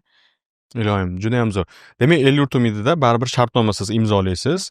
Kelib O'zbekistonga 3 yil ishlab berish kerakmi? Magistratura bosqichida 3 yil, bakalavriatda 5 yil. Bakalavriat agar bitirib kelsangiz 5 yil, magistraturani bitirib kelsangiz, demak 3 yil ishlab berishingiz kerak. Hozir policy o'zgardi deyishdi, lekin bitta qarab chiqish kerak. Yillar kamaytirilgan deyishdi. Hozir sizda masalan imkon bo'lganda, El-yurt umidini tizimda nimani siz to'g'irlagan bo'lardingiz? Birinchi navbatda aynan application bosqichida, ya'ni hujjat topshirish bosqichida menimcha ko'proq mana biz aynan o'zimizni mana Top Uni loyihasini boshqaraman. U yerda ham bizda application borda va biz uni ochilishidan 1 oy oldin aytamiz. Hey, tayyorlan, hujjatlaringni tayyorla. Mana hujjatlar kerak bo'ladi, mana speakerlar keladi, mana mentorlar bo'ladi, tayyorlan. Marketing bor. Marketing desa ham bo'ladi, promotion desa ham bo'ladi. PR bor. Da. El-yurt umidi jamg'armasida mana shu narsa yo'q. Ozgina oqsalgan. Chunki masalan, hozir mana 3-iyunda ochildi. 16-iyungacha men adashmasam, berilgan. Shundoq 3-iyun soat 10 PM da ochildi. 10 kechqurun ochildi. Hamma hayron. Menimcha masalan, El-yurt jamg'armasiga nizomiga o'zgartirishlar kiritildi. Menimcha buni birinchi bunaqa bo'ldi, bunaqa o'zgartirishlar kiritildi. Tushuntirish Qarab ishlari. ko'ringlar, tutoriallar berilishi kerak. Va shundoq mana ochildi, topshir, mana iyungacha topshirasan degan narsa hozir judayam menimcha hozir ko'p bolalar menga ham o'quvchilar vahima qilishyapti. Judayam panikaga tushishgan. Nimaga o'zgartirish kiritilgan, masalan, magistratura bosqichiga topshirayotganlarga hozir experience majburiy bo'lgan. 2 yillik. Uni experience'siz lekin acceptance letter olib qo'ygan odamlar bor. Kutayotgan o'sha endi El-yurt ochilsa topshiraman deb UCL bor-u. O'shanga topshirgan o'quvchilar ko'psi yozdi Angliyada. Nimaga experience so'rayapti endi deb. Shu narsalarni o'zgarishlarni boshidan aytib, o'quvchini tam qizitib, keyin application ochilsa, application ochilgandan keyin ham tutorial berilsa. Masalan, Erasmusda bilaman, boshqa grantlarda bor. Har application ochiladi va application ochilgandan keyin Zoom session qilib turishadi bular. Vebinarlar bor. Qatnashganman. Webinar o'zim ham. bor. Erasmusda qatnashganman. Mana shu vebinarlar masalan tashkillashtirilishi kerak. Mana Elamni bor, masalan, menga aytishsa, men jon deb El-yurt jamg'armasining kanalida tushuntirish, ya'ni qanaqa topshirish, nima qilish to'g'risida men o'zim tutorial o'tib berardim. El-yurt umidi o'zinglarga iltimos shu narsani yozib qo'yinglar. Mana sizlarga tayyor resurs. Va ko'proq tushuntirish ishlari olib borilishi kerak deb o'ylayman. Application qanaqa to'ldirish, undan keyingi bosqichlarni tushuntirish va qanaqa tayyorlanish kerak. Masalan, bizda payti test yo'q edi, hozir test bor. O'rtada mana intervyudan oldin testda o'tsizgina intervyuga qanaqadir проходной ball bor, o'shani o'tsangiz intervyuga o'tasiz. O'sha test qayerdan tayyorlanishi kerak, o'quvchi nima qilinishi kerak, o'sha narsa haqida ma'lumotlar bo'lishi kerak, keyin intervyu haqida. Shu birinchi narsa shu application bo'yicha. Ikkinchi narsa, endi hozir menimcha bor, orientation day bor. Masalan, topshirib yutgan talabalarni ular yig'ishadi va sessionlar o'tishadi. Bu juda ham yaxshi. Bizda payti bo'lmagan bu narsa. Shundan tashqari, har xil culture shocklarga bolalarni tayyorlash kerak deb o'ylayman. Masalan, mana sessionlarga bo'linsa, ya'ni Angliyada qaysidir universitetiga o'qiyotgan bola, o'quvchi o'sha universitetga kirgan, El-yurtimni yutgan bolalarga mentor biriktirib qo'yilsa. Mana sen unga o'rgatasan. Masalan, yoki UCLga, Oxfordga yoki USda qaysidir universitetga o'qiyotgan. Chunki u hozir o'qiyapti va endi izidan odamlar keladi, o'zbek o'quvchilar, va unga mentor qilib, masalan, borgandan keyin shu universitetda ustoz shogird sifatida, tushunarli. Ambassador sifatida tanishtirsa, shu ham yaxshi qanchadir bolalarga, Yengillik beradi. chunki high schoolni bitirib boradigan bolalar bor. Tasavvur qiling, 17 yoshida bola uyidan primoy USga boradi, уже culture shocklarni ko'rishi, yomon yo'lga kirishi juda ham oson. To'g'ri.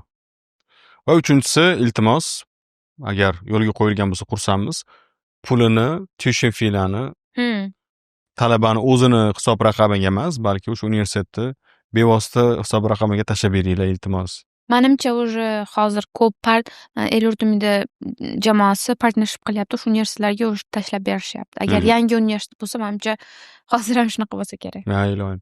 Umuman olganda tavsiya berasizmi, masalan, El-yurtimiga? Va nimalarga e'tibor berishsin? El-yurtimda jamg'armasiga topshirayotgan talabalar birinchi o'rinda top 300 universitetdan acceptance letter bo'lishi kerak. Ikkinchidan, o'zbek tilingizni juda ham rivojlantiring. Har xil aksentlarsiz, mayli aksent ham, lekin slanglar qo'shib gapirish intervyu jarayonida ballingizni tushishiga reason bo'lishi mumkin, sabab bo'lishi mumkin. Va qayerga ketayotganingizni biling. Ya'ni chunki El-yurtimda jamg'armasi intervyu jarayonida ham so'raladi va bu уже sizdan bilinadi. Masalan, shunchaki ketyaptimi aylanishga, abroad, study abroad qilmoqchimi yoki rostdan ham nimadir o'qib, nimadir olib kelmoqchimi bizga degan narsa bo'ladi. Shu narsa ko'proq Va aytganimdek agar kech qolgan bo'lsa, yaxshisi yanvar termga topshiraylik. Ya'ni bir term oldin bo'lishi kerak el-yurt umidi jamg'armasiga topshirayotgan o'quvchilar. Voy, el-yurt umididan qaytib keldingiz. Mhm. Endi 3 yil davlatga ishlab berishingiz kerak. Qanaqa bo'ldi? Qayerdan boshladingiz? Maktabgacha maktab ta'limi vazirligidan boshlaganman. O'zlari taklif qilishdimi? O'zlari taklif qilishgan. El-yurt umidi. El-yurt umididan mani refer qilishgan va maktabgacha maktab ta'limi vaziri bilan menda intervyu bo'lgan. Vazirni o'zi bilan. Chunki mani dissertatsiyam Filolog ta'limlar bilan birgalikda. filolog ta'limlar bilan intervyu bo'lgan va aynan vazirlikni tanlaganim sababi dissertatsiyam shu sohada bo'lgan, shu yo'nalishda bo'lgan va o'zim ham shu yo'nalishdan chiqqanman, ya'ni maktabda o'quvchi bo'lganman. Bu yoqdagi muammolarni ko'rib, balki mani foydam tegar degan ma'noda Necha yil ishladingiz u yerda? 1 yil ishlaganman. 1 yilga keyin nima bo'ldi? Nima uchun u yerdan ketdingiz? O'zi yoqdimi ish? To'g'risini ayting. Vazirlikda ishlash yaxshi. Lekin menga emas. Endi shunaqa odamlar bo'ladi, corporate jobni yaxshi ko'rishadi. Ya'ni disiplina 9 dan 6 gacha ishlash, xatlar bilan ishlash, shunaqa ko'proq tam strukturada ishlash, majlislarga qatnashish, shunaqa bor tepadan keladigan buyruqlarni o'z vaqtida bajarib, sistemada, strukturada va davleniyada ishlashni yaxshi ko'radigan odamlar bor. Yana shunaqa odamlar bor, freedom, ya'ni erkinlikda, creativeness, ijodiy fikrlashda ishlashni yaxshi ko'radigan odamlar bor. Va men ikkinchi tur odamlar Va siz ikkinchi toifaga kirasiz. Shunaqa. Shuning uchun ham vazirlikda ishladim, yaxshi loyihalarda ishladim, ko'rdim qanaqa sistema ishlashini, o'rgandim. Ko'plab loyihalarda o'zim hissam qo'shdim deb ayta olaman. Va menda ko'proq agar menga keyin Yoshlar ishlari agentligidan offer bo'lgan, ishlang, mana shu loyihani olib boring deyishgan va o'ylab ko'rib, men bu loyihada ishlasam, ko'proq odamga foydam tegadi deganman. Demak, 1 yildan keyin Yoshlar ishlari agentligidan qanaqa qilib kelgan maslahat? Ministerstvodan agentlikka tushganman. Yoki nabarat, ministerstvodan agentlikka borganman. Va kim qanaqa qaraydi uni? Zigizagi. Yes. Qanaqa bo'lgan u taklif tushishi? Zo'r bo'lgan. Alisher Sa'dullayev Zafarovichning o'zlari bilan intervyu bo'lgan. Eng qizig'i, men bitirib kelganman 2023-yilda. O'sha paytda menga aytganlar, "Orzugul, keling mana shu loyihaga" deganlar. Men yo'q deganman. Alisher o'zi. Ishlamang ministerstvoda, vazirlikda ishlasangiz zerikib qolasiz. Vazirliksiz joiz emas deganlar. Keyin yana 1 yildan keyin o'zim keldim. Yana o'sha narsa mastiga aytdim, keling deb deganlar. Alisher demak siz bilgan oldindan. Sirojiddin Olimov orqali bilishgan. Sirojiddin Olimov o'sha paytda ular ham el-yurt umidi jamg'armasini bitirganlar va u yoqda loyiha boradilar. Va siz qaysi tur ma'noda refer qilgan. Shunaqa. Juda ham zo'r. Mana endi Yoshlar ishlari agentligida boshladingiz ishni. 1 yil bo'ldimi? Qancha bo'ldi? 1 yil bo'ldi. Yo'q, endi bo'ladi hali iyunda. Iyunda xudo xolasa 1 yil bo'ladi. 30-iyunda. 30 Yoshlar kuniga demak boshlagansiz. Ofitsial, ha. Demak, rasmiy shunda. Juda ham zo'r. Demak, hozir siz Yoshlar agentligida qoshidagi top 100 universitetlar loyihasi rahbarisiz. Bu nima haqida qisqacha? Top 100 universitetlar loyihasi aynan davlatimizdagi, jamiyatimizdagi yoshlarni top 100 universitetlarga kirishiga yordam beradigan, ularni xabardorligini oshiradigan, ularga har xil offline va online mentorship kurslarini taklif qiladigan loyiha. Bu davlat tomonidan qo'llab-quvvatlangan va davlat tomonidan moliyalashtirilgan loyiha hisoblanadi. Biza tadbirlarimiz uchun hech qanaqa pul charge qilmaymiz. Tushunarli. Uni asnosida Top Coach degan platforma ham yaratildi. Bu doirasida, loyiha doirasida Top Coach platformasi mavjud. Top Coach platformasi mentorlik platformasi hisoblanadi. Bizada top 100 va dunyoni top universitetlarida o'qigan, tugatgan va o'qiyotgan mentorlarimiz bor va hozir safi yanada ko'payadi. Ular bilan ish olib boryapmiz va ular to'g'ridan to'g'ri, endi qarang, masalan bizada kemp bor, to'g'rimi? Lagerlar yoki oromgohlar bor. U yerda kam odamni qamrab olamiz. 250 shu. Endi o'quvchi masalan qaysidir tuman, qaysidir qishloqda yashaydi va unga aynan shu top universitetga kirmoqchi qaysidir, va to'g'ridan-to'g'ri access bo'ladi. Ya'ni, endi u hech qanaqa tadbirga qatnashish shart emas, hech qanaqa application'larni to'ldirish shart emas. Shundoq top coach'ga boradi, o'ziga mos mentorni tanlaydi va u bilan to'g'ridan-to'g'ri darslarni olib boradi. Bizda bepul va pulli darslar bor. Xohlasa bepulni olsin, xohlasa pullini olsin. Va hozir yanada rivojlantiryapmiz, darslar yozib olyapmiz. Step by step Ivy League'ga qanaqa qilib kirish. Ivy League bilamiz, pechak guli universitetlar. Pechak Pechak guli Да. Liga AQSh plyushi, да. AQSh Amerika Qo'shma Shtatlaridagi universitet. top 8 ta, umuman dunyo bo'yicha ham desak bo'ladi. Top 8 ta universitetlarga kirish. Step by step kurslar yozib olinyapti. Yaqinda Xudo xohlasa o'sha kurslarni biz platformamizga joylaymiz. Endi o'quvchilarda bahona bo'lmaydi. Nimadan boshlay, nima qilay degan. Hamma narsa tayyor. Demak, top 100 universitet va top coach loyihalari aynan O'zbekiston yoshlarini, O'zbekistondagi o'sha bakalavr bo'ladi, magistratura bo'ladi, umuman olganda o'sha ta'limni chet elni eng top universitetlarda o'qishga qaratilgan. Nafaqat O'zbekiston, hozir biza aynan Markaziy Osiyodagi o'quvchilarni ham qamrab olyapmiz. Mana bu yilgi oromgohimizda Xudo xohlasa 60 kishi topshirgan hujjat. Endi 60 kishidan o'tadiganlar bor, o'tmaydiganlar bor. Videoni mana shu joygacha ko'rgan bo'lsangiz, demak u sizga yoqyapti va bizni siz like, share va kommentariya bilan qo'llab-quvvatlashingiz mumkin. Va Orzugul, top 100 loyihasi va top coachda hozir Markaziy Osiyoga chiqdi deb aytayotgandingiz.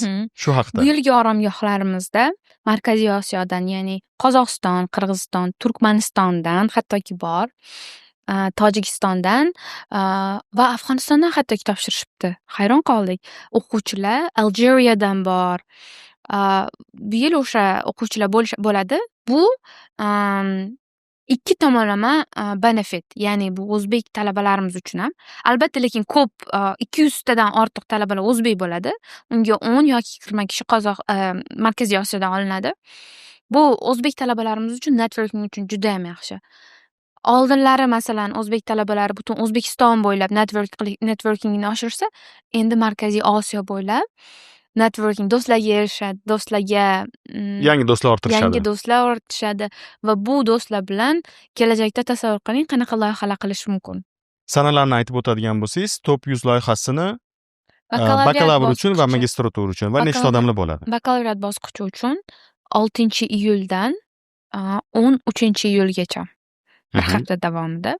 Ya'ni 7 kun to'liq bo'ladi. Oldin 6 kun to'liq bo'lardi. Dushanba borib, yakshanba qaytiladi. Bu safar yakshanba boriladi, yakshanba qaytiladi. Magistratura bosqichi uchun 5-avgustdan necha bo'ladi hafta? 13 mi? Yo'q. 12-avgustgacha. 5-avgustdan 12-avgustgacha bo'ladi. Magistratura bosqichi uchun. PhD ochilmaydimi? PhDga kelasi yiliga o'ylab ko'rsa bo'ladi. Chunki PhDda hozir talab kamroq. Bor so'rashadi va mentorlar ham kamroq PhDda. Tushunarli. Bundan tashqari, mana top coachimiz bor, top 100 loyihamiz bor. Porla loyihasi. Biz portlaymiz. Juda ham zo'r. My baby project. Sizni o'sha qizaloq bir loyihangiz. Nima uchun porla va nima uchun faqat ayollarga bag'ishlangan? Meni tushunishim bo'yicha. Men o'zimni boshimdan o'tganlarni hisobga olib va o'sha ko'pgina menga kelgan xabarlar, so'rovnomalar orqali tushunib yetdim. Aynan jamiyatimizda ayol va qizlarga juda ham ko'proq yordam kerak. Hozir yaxshilanib boryapti. Ya'ni ko'plab imkoniyatlar magistratura bosqichiga bepul magistraturaga kirsa, jami tuition fee to'lab beriladi. Yoki El-yurt umid jamg'armasida qizlar uchun alohida kvota ochilgan. Juda ham yaxshi, lekin yetarli emas. Ko'proq shu qizlarni ta'limini oshirish, ularga har xil o'zimizni kurslarimiz, master klasslarimiz orqali o'zini tanitish, o'zini jamiyatdagi o'rnini oshirishga yordam berish maqsadimiz va bu loyihada mentorlar bor. Mentorlar ham ayollar va erkaklar ham bor albatta va ular aynan ko'rsatishadi. Masalan, o'zimdan boshlab boshqa mentorlargacha ya'ni odam o'sha qiz bola yoki umuman olganda qiz bolada oilada jamiyat o'zini o'rnini topish uchun chet elda o'qish shart emas. va diplomga ega bo'lish ham shart emas. Bilimga, o'ziga yetarli skillga erishish uchun diplom shart emas. Buni bilsangiz ham kerak. Shu maqsadda biza hozir frilanserlik kurslarini yaratdik.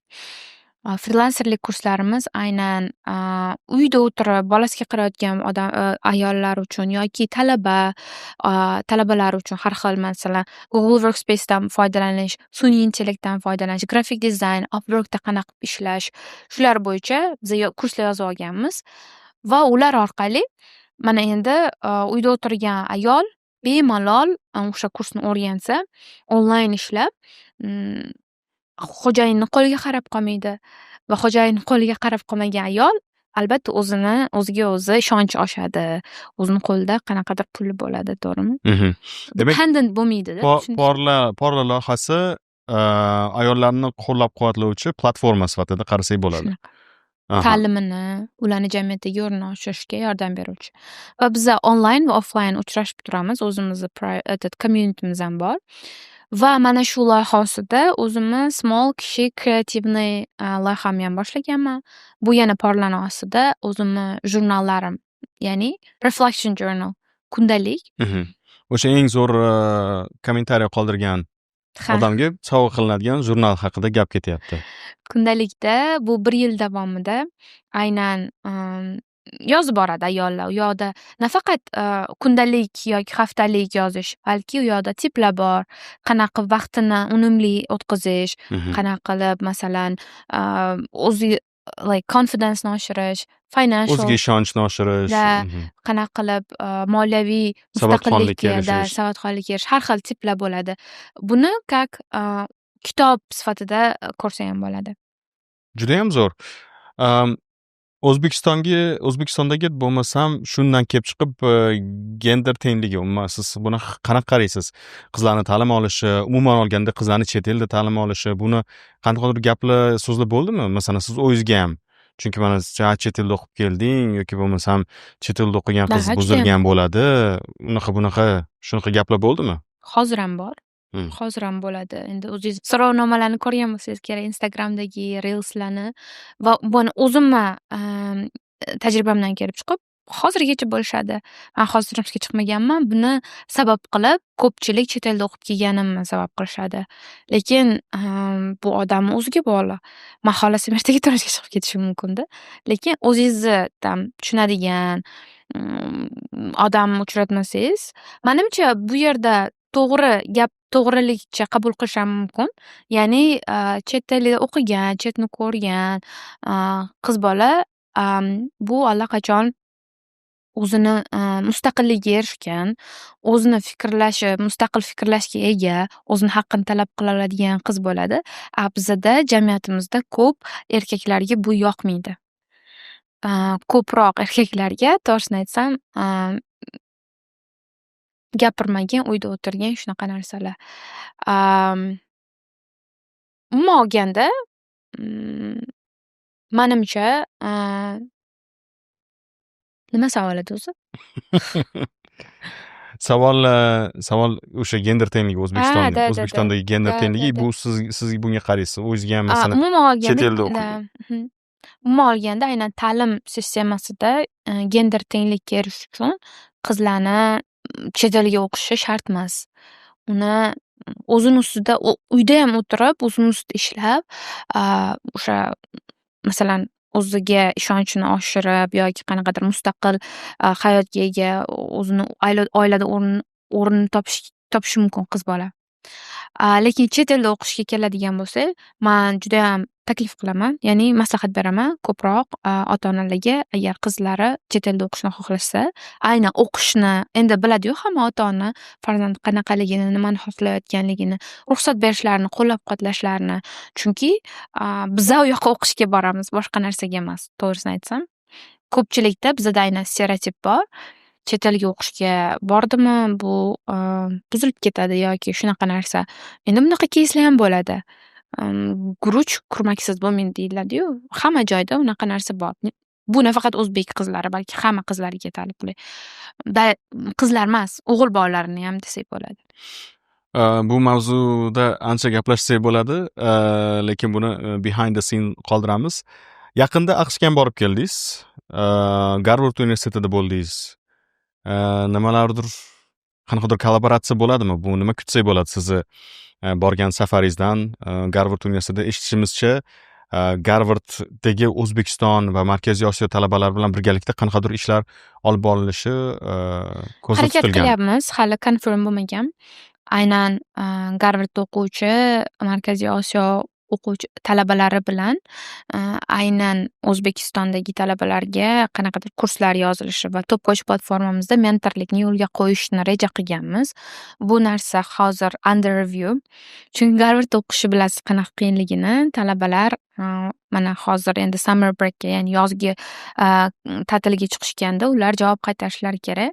Bitta ko'rishdik, ular judayam hattoki yozgi oromgohlarga ham kelishga rozi edilar, lekin ko'pchiligi aynan yozda allaqachon internship nima edi internship? Stajirovkalar, Amaliyot dasturlarini allaqachon egallaganliklari uchun ularga 1 yil oldin aytish kerak. Biz fevralda aytganmiz, juda ham qisqa muddat bo'lgani uchun kelasi yildan kelishligi kutilyapti. Bundan tashqari hozir harakat qilyapmiz. Garvardda HBR dasturi bor bilsangiz, konferensiya. O'shani O'zbekistonga olib kelishi, Toshkentda o'tkazilishi bo'yicha. Toshkentda o'tkazishga harakat qilyapmiz. Hali yo'lga qo'yilgan. O'zbekistondagi ta'limga keladigan bo'lsak, O'zbekistondagi ta'lim sizni nazdingizda hozir qayerda turibdi va nimalarni biz o'zgartirishimiz kerak? Aynan oliy ta'lim haqida gaplashaylik. Oliy ta'limda ko'proq ilmiy izlanishga e'tibor berish kerak. Aynan universitetlar qoshida research club, research nima deydi, ilmiy izlanish olib boruvchi alohida lab, ya'ni laboratoriyalar ochilishi, ko'proq o'sha narsaga e'tibor berishni xohlardim. Chunki ko'plab O'zbekiston talabalari, bitirayotgan talabalari qanday research yozishni hali bilishmaydi yoki qaysi mavzuda. Aynan research mavzulari ham, ya'ni ilmiy izlanish mavzularini ham aytib o'tardim. Ko'proq jamiyatimizdagi muammolarga qarab belgilanishini, ya'ni tanlanishini. Masalan, ta'lim sohasida bo'ladimi, boshqa sohada bo'ladimi? Aynan izlanishlar agar o'sha muammolarga qaratilgan bo'lsa, bu muammolarni yechilishi ham aynan research orqali, finding deydi-yu, research orqali topilgan izlanishlarning natijalariga belgilab o'sha siyosat olib borilsa, judayam menimcha ko'p natijalarga erishamiz. Ajoyib. Va undan tashqari qizlarimiz ham ta'limiga alohida e'tibor bersak, to'g'rimi? E'tibor berilyapti. Juda ham zo'r imkoniyatlar bo'lyapti hozir. Aynan 2024-2025-yildan boshlab endi o'zim shu sohada ishlayotganim uchun davlatdagi chiqayotgan siyosatlardan ham xabardorman. Ko'proq menimcha ota-onalarimizni mindsetini o'zgartirsa yaxshiroq bo'lardi. Bu qanaqa bo'ladi? Albatta bizga o'xshagan qizlar o'qib, shunaqa ko'proq yoshlarga ko'rsatilsa, ota-onalarga ko'rsatilsa, har xil master klasslar qilib yoki ko'proq mana sizni podkastingizga o'xshagan intervyularga taklif qilib, menimcha ota-onalar, chekka-chekka hududlardagi ota-onalar ham bu qizlarni ko'rishsa, ha, meni qizim ham shularga o'xshab o'qisa, shunaqa bo'larkan, yomon yo'lga kirmas ekan degan narsa paydo bo'ladi. Shuning uchun ko'proq mindsetga ham bog'liq bu narsa. Aynan o'sha chetdagi deylik, Samarqandni Bulung'uridan bir qiz sizni tomosha qilyapti mana shu podkastni. Buxoroni Robotagidan kimdir sizni tomosha qilyapti. Robotag emas u, Rabotag. Rabotagidan kimdir sizni mana tomosha qilyapti. O'sha qizlarga mana El-yurt umidiga deylik, El-yurt umidiga eng siz mana 3 ta top maslahatingiz. El-yurt umidi qizlarga umuman olganda nafaqat El-yurt umidi, umuman chetda ular masalan o'ylashi mumkin, Oxford, Garvard bu kim uchundir? Impossible deb turadi. Impossible, men uchun emas degan bir fikr bor. Uni mana o'zgartirishga qaratilgan. Umuman nafaqat El-yurt umidi, вообще hayotiy maslahat aytadigan bo'lsam, endi kammi ko'pmi tajribaga ega bo'lgan odam sifatida, birinchi navbatda impossible is possible, ya'ni bo'lishi mumkin bo'lmagan narsani o'zi yo'q. Men ham juda ham low income family, ya'ni Kam kam ta'minlangan. ta'minlangan oiladan chiqqanman. Manda ham moliyaviy qo'llab-quvvatlash bo'lmagan va bu narsani ko'rib ko'p yoshlar o'ylashadi, manga emas ekan deyishadi va o'zini orzularidan qaytishadi.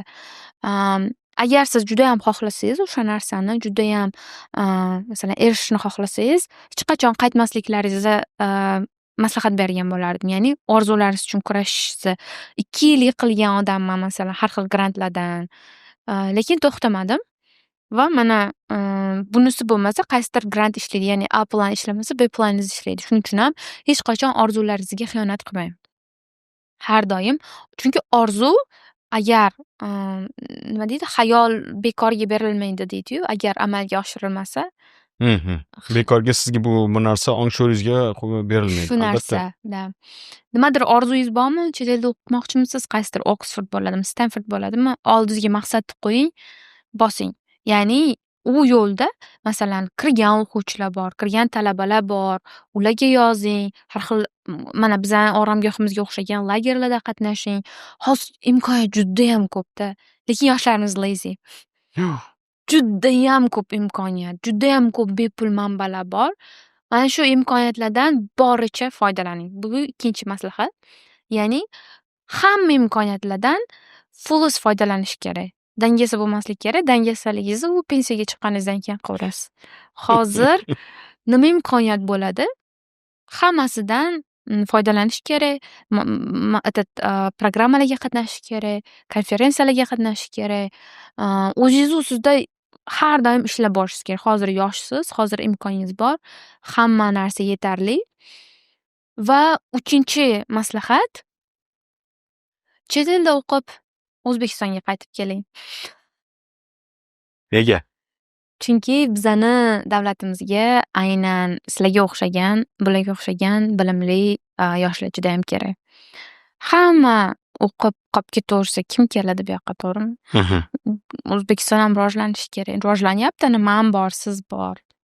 Siz ham mana Iloyim, xudo xolisi. qolib ketish kerak emas. O'ylamayman shu qolib ketgan odam u yoqda endi kamdan kam odamlar o'z o'rnini topadi. Undan ko'ra kelib, tim bo'l masalan chet elda o'qigan odam O'zbekistonga kelganda ko'proq yaxshiroq joylarga eligible bo'ladi va u yerda ishlab jamiyatga yordam berib, o'zingiz ham o'zingiz hayotingizdan ko'nglingiz to'ladi. Nimadir qilayotgan, yaxshilik qilayotgandek bo'ladi. Bu Orzuguldan ajoyib bir maslahatlar edi. Bekorga ham orzu qilmanglar demadi. Albatta orzu qilinglar, chunki Orzugul buni aytdi. Dream flower inglizchasiga aytadigan bo'lsak. Va suhbatimizni ham oxiriga yetib qoldik. Keyingi rejalar qanaqa Orzugul? Keyingi rejalar shu hozir 2 loyiha olib boryapman. Bilganingizdek Top 100 Uni va Porla. Shu ikkala loyiham ham aynan O'zbekistondagi ta'limni rivojlantirishga qaratilgan. Biri yoshlarga, ikkinchisi ayol qizlarga. Ikkala loyihani ham rivojlantirish, Top Uni global stage'ga olib chiqish, xudo xohlasa, va ko'plab yoshlarga yordam berish. Va shu orqali jamiyatda ayol va qizlarimiz ham jamiyatda o'z o'rnlarini topishiga yordam berish. Juda ham zo'r. Bu orzularingizga sizni erishishingizni biz chin ko'ngildan tilab qolamiz va bugungi bizning mehmonimiz Orzugul G'oyibova bo'ldi. Kattakon rahmat Orzugul. Rahmat sizga ham Tashrif buyurganingiz uchun. Omad hammaga, kim tomosha qiladigan bo'lsa, nima umidlaringiz, orzularingiz bo'lsa, aynan grantlar yutish yoki chet elda o'qish yoki umuman O'zbekistonda o'qib qaysidir sohani mutaxassis bo'lish bo'lsa, albatta hammasiga erishinglar. Good luck. Amin. Bo'ldi. Rahmat. Sog' bo'linglar. Kattakon rahmat. Sizlar bilan Rayhon G'aniyeva bo'ldi. Sizlarni sevaman. Kattakon rahmat sizlarga.